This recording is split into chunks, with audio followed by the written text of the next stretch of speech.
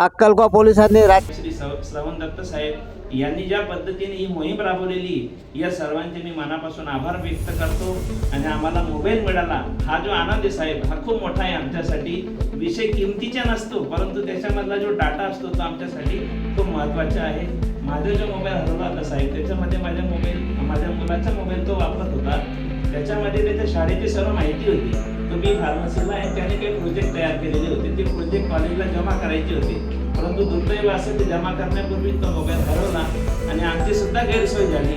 परंतु असं डिपार्टमेंटने ज्या पद्धतीने आम्हाला सहकार्य केलेलं आहे, हे मी आयुष्यभर कधी विसरू शकत नाही. आपल्याला पोलीस डिपार्टमेंटच्या बद्दल कधी कधी गैरसमज होतो, परंतु मी छाती ठोकपणे सांगतो की पोलीस स्टेशन आणि पोलीस डिपार्टमेंट ज्या पद्धतीने काम करतं ते निश्चितच कौतुकास्पद आहे. आणि आपण सर्वांनी त्यांच्या पाठीशी ठामपणे उभं राहायला पाहिजे. मला बोलण्याची संधी दिली त्याबद्दल मी डिपार्टमेंटचे मनापासून आभार व्यक्त करतो.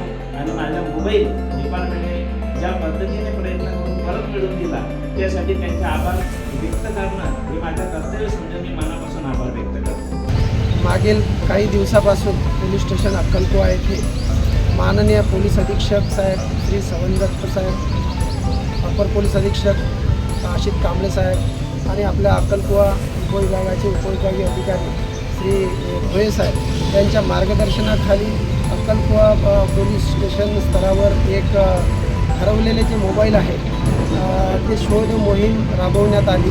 त्यामध्ये जवळपास आपण आतापर्यंत एक 14 ते 15 मोबाईल आपण हरवलेले मोबाईल ते हस्तगत केलेले आहेत. त्याच्यामध्ये असे बरेचसे काही मोबाईल होते की जे 2-2 वर्षापूर्वीचे काही लोकांकडून गहाळ झालेले होते, काही हरवलेले होते. असे मोबाईल ज्या ठिकाणी काही गुजरात राज्यातून किंवा काही पश्चिम बंगालमधून इतर ठिकाणून अशा वेगवेगळ्या ठिकाणाहून ते मोबाईल आम्ही हस्तगत केलेले आहेत. आज ते जे जमा केलेले जे हस्तगत केलेले जे मोबाईल आहेत ते माननीय पोलीस अधीक्षक साहेब यांच्या आदेशाने आपले आजचे उपविभागीय पोलीस अधिकारी श्री भोये साहेब यांचे